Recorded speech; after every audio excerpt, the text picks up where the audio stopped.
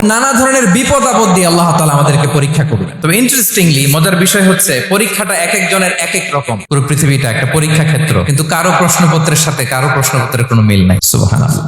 আমার পরীক্ষা একরকম, আপনার পরীক্ষা আরেক রকম, ওই ভাইয়ের পরীক্ষা আরেক রকম। সবাই পরীক্ষার্থী। কারোর জন্য পরীক্ষা হচ্ছে সে খুব অসুস্থ, প্রচন্ড অসুস্থতা, তার জন্য পরীক্ষা। ক্যান্সারের রোগী, ডক্টর বলছে 4th স্টেজে চলে আসছে, কয়েক মাস বাঁচতে পারে, এটা তার জন্য পরীক্ষা। আবার কারো দেখবেন যে খুব একটা অসুস্থতা নাই, অসুস্থতার ঝামেলা নাই, কিন্তু তার দারিদ্রতা আছে, তার আর্থিক অনটন, এটা তার জন্য পরীক্ষা। আবার কারো দেখবেন অসুস্থতাও নাই, দারিদ্রতাও নাই, তার দাম্পত্য জীবনের সমস্যা। অনেকের দেখবেন এগুলো কোনোটাই সমস্যা না, তার ছেলে কথা শোনে না, মাদকাসক্ত, রিহ্যাবে পাঠায়, আবার আসে, আবার গাঁজা খাওয়া শুরু করে। আছে না নাই বলেন? দেখেন তার পরীক্ষাটা আবার আলাদা। তাহলে পরীক্ষা ছাড়া, বিপদ আপদ ছাড়াই দুনিয়াতে কেউ নাই।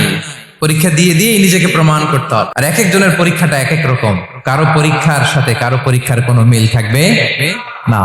তো মাঝে মাঝে আমরা এটা ভুলে যাই। আল্লাহ তাআলা কালামে পাকে রিমাইন্ডার দিয়ে আমাদেরকে স্মরণ করিয়ে দিতে চান যে এই পৃথিবীতে আসলে তোমরা এসেছো পরীক্ষা দিতে। এটাই জীবনের বড় বাস্তবতা। এটা যদি ভুলে না যান, এটা যদি আপনার মাইন্ডসেটে থাকে যে পুরো জীবনটা একটা পরীক্ষা, তাহলে দেখবেন কোনো কিছু আপনাকে কাবু করতে পারবে না। আপনি হতাশ হবেন না, জীবন নিয়ে আর অভিযোগ থাকবে না, আপনি ভেঙে পড়বেন না, সব অভিযোগ হতাশা দূর হয়ে যাবে।